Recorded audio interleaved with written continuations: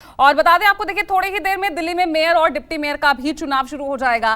थोड़ी ही देर में एमसीडी सदन की बैठक है। स्टैंडिंग कमेटी के चेयरमैन का आज चुनाव नहीं होगा और मामला क्योंकि कोर्ट में है और इस पर फैसला 3 मई को आना है। तो आपको बता दें कि किस तरह के समीकरण है। देखिए बीजेपी के 107 तो वहीं आपके 133 पार्षद है।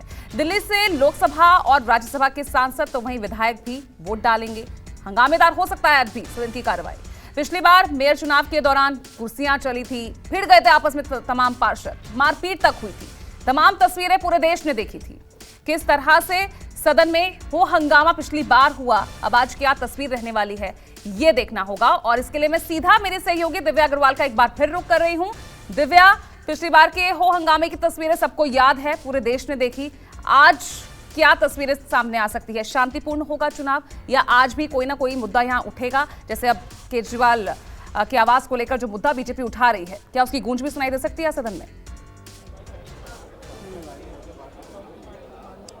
बिल्कुल, देखिए पूजा, ऐसा माना जा रहा था कि शांतिपूर्ण तरीके से हो जाएगा चुनाव। सीधा पहले मैं आपको तस्वीरें दिखाती हूँ, चूंकि एमसीडी सदन की जो बैठक है उसका पूरा जो मंच है वो सज चुका है। आप देखिए तमाम पार्षदों को आप तस्वीरों में देख सकते हैं। 250 लगभग पार्षद हैं। हालांकि इस दौरान जो है वो बीजेपी के पार्षदों की संख्या कुछ बढ़ गई है, क्योंकि 2 पार्षद जो आम आदमी पार्टी के थे वो बीजेपी के पाले में आ गए हैं। इससे अब बीजेपी की संख्या हो गई है 107 और आम आदमी पार्टी के पार्षदों की संख्या हो गई है 133। लेकिन उसके बावजूद भी आम आदमी पार्टी का पलड़ा पूरी तरीके से एमसीडी में भारी है। और ये एक बड़ी वजह है कि अब बीजेपी कहीं ना कहीं ऐसे मुद्दों को तलाशने की कोशिश कर रही है जिससे वो सदन को हंगामेदार बना सके। देखिए अभी कुछ ही देर में जो सामने पीठासीन अधिकारी है वो आएंगे। आम आदमी पार्टी ने मुकेश गोयल का नाम प्रस्तावित किया था और उसे एलजी ने मंजूरी दे दी थी। वो इस सदन के सबसे वरिष्ठ निगम पार्षद है। मुकेश गोयल यहाँ पे आएंगे और वो वोटिंग प्रक्रिया जो है वो शुरू होगी। दोनों तरफ आप जो देख रही हैं वहाँ पर जाके वोटिंग की जाएगी। हालांकि अभी इस बात पर भी अड़चन है कि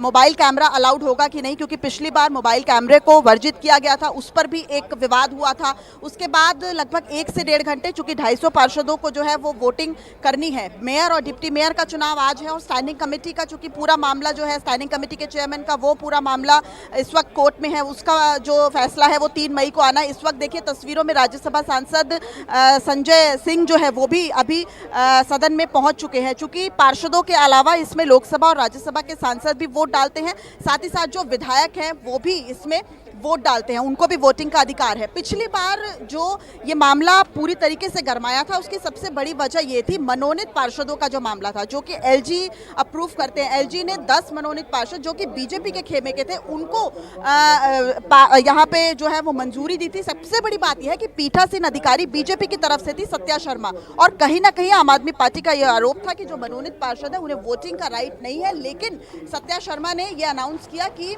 जो मनोनीत पार्षद है उनको भी वोटिंग का राइट दिया जाएगा, यानी कि जो 10 वोट है वो सीधा सीधा बीजेपी के पाले में जाते दिख रहे थे। एक बार फिर मैं आपको तस्वीर दिखाऊंगी, चूंकि सदन की बैठक अब शुरू हो चुकी है। देखिए कि वहां से अब अनाउंसमेंट होनी शुरू हो गई है। देखिए माना जा रहा है कि इस बार एक मनोनीत पार्षदों का पिछली बार मामला था, और दूसरा ये भी था चूंकि पहली बार ऐसा हुआ कि इस पूरे हॉल में जो है पहली बार 250 पार्षद एक साथ बैठे थे।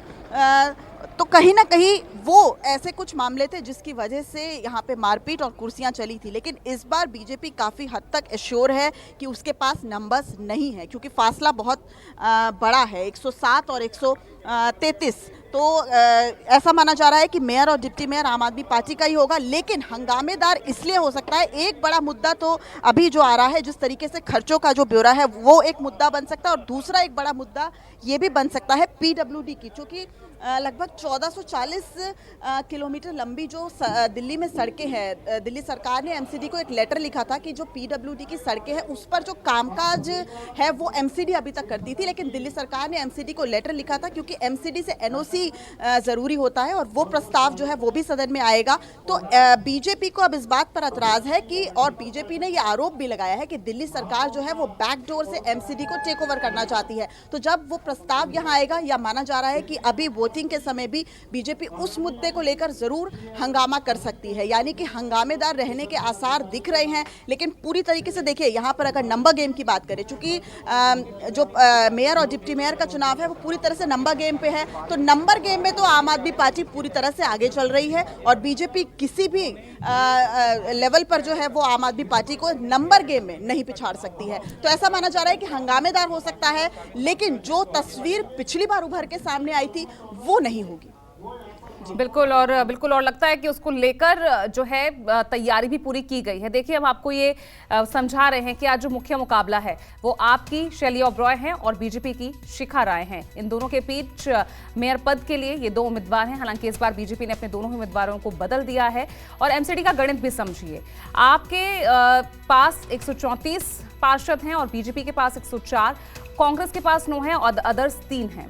तो ऐसे में आपकी जो स्थिति है वो जाहिर तौर पर एकदम मजबूत नजर आ रही है और ये बात बीजेपी भी जानती है। हालांकि उसने मेयर और डिप्टी मेयर दोनों ही पदों के लिए इस बार अपने उम्मीदवार में बदलाव किया है। चलिए, बहुत बहुत शुक्रिया आपका दिव्या इस तमाम जानकारी के लिए। आगे भी आपसे अपडेट्स लेंगे। फिलहाल एक छोटे से ब्रेक के लिए रुक रहे हैं, जल्द हाजिर होते हैं।